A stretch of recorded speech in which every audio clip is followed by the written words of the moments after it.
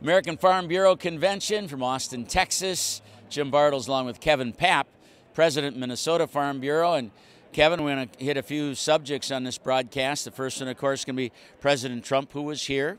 Talked about a lot of things. Large group was there listening.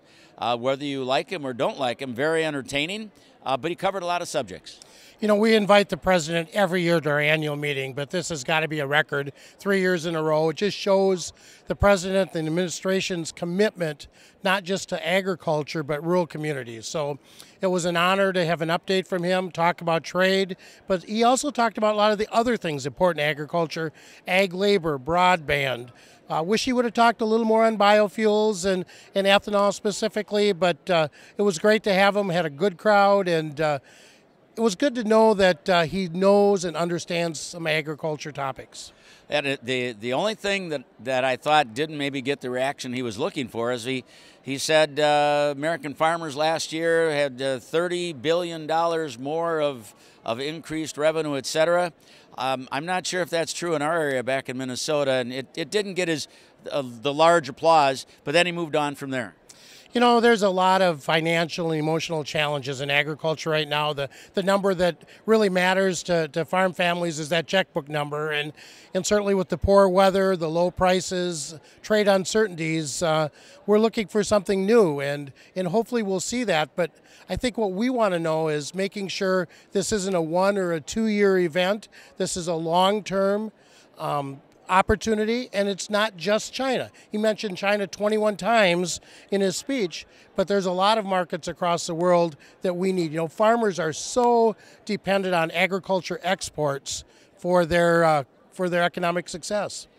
You know, a year and 2 years ago, he talked a lot more about the wall. He talked a little bit about it yesterday, but he fully acknowledged the labor issues that farmers have in regards to that, and understands that we need that kind of labor coming in legally.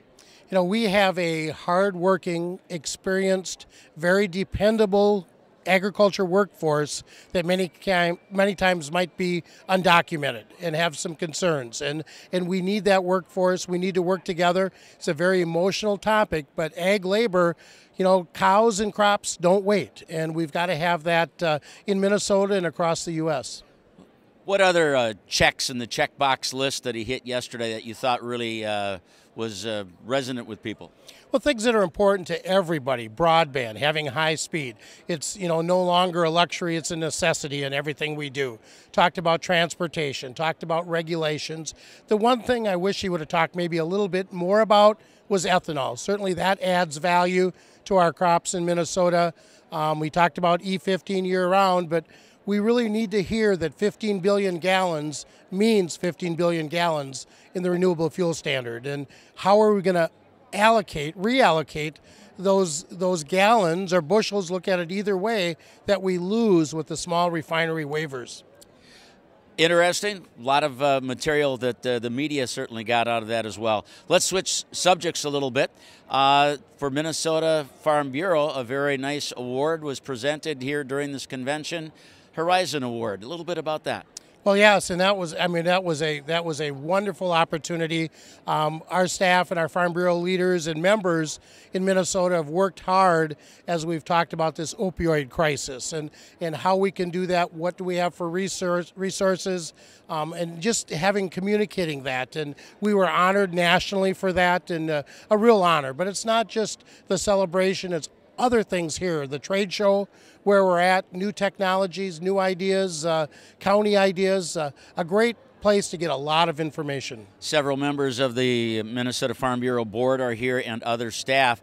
There is an awful lot to take in and to absorb and to go home with extra firepower. It is, and you learn from each other. Not only things about farming you can take home and maybe do tomorrow on your farm or your ranch, but also with the different county farm bureaus. That's really the strength of our organization, and having some highlighted, including Minnesota, the programs that they do gives other states ideas. It's like, hey, that's going to work in our county farm bureau as well.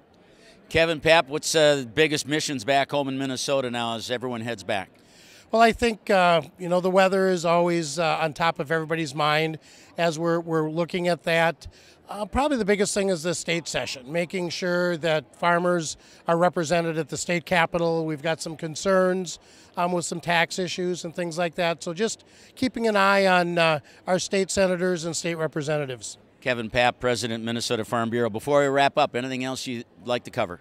Well, I just want to thank you and your stations.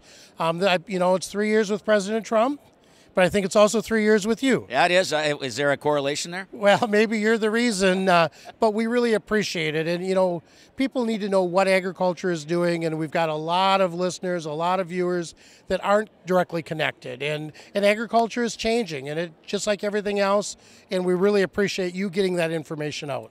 Kevin Paap, thanks so much, and thanks for your time and efforts on behalf of farmers and agriculture in Minnesota.